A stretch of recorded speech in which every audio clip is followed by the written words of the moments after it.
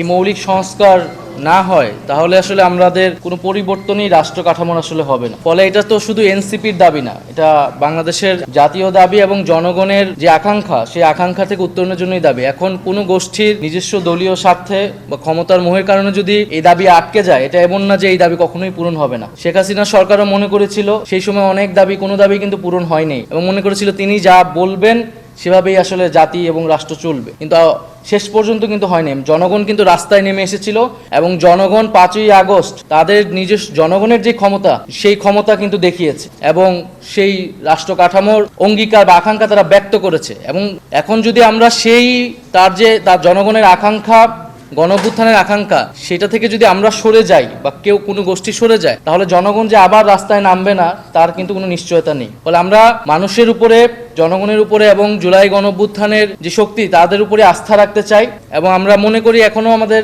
সম্ভাবনা বা সুযোগ হারিয়ে যায়নি। আমরা যে কথাটি এসেছিল যে আসলে দুই প্রান্তে যদি চলে যায় তাহলে আসলে কিভাবে সমঝোতাটি হবে, তো সেটার জন্য আমরা মনে করি আলোচনার কোনো বিকল্প নেই এবং আলোচনার জন্য আমরা সবসময় উন্মুক্ত।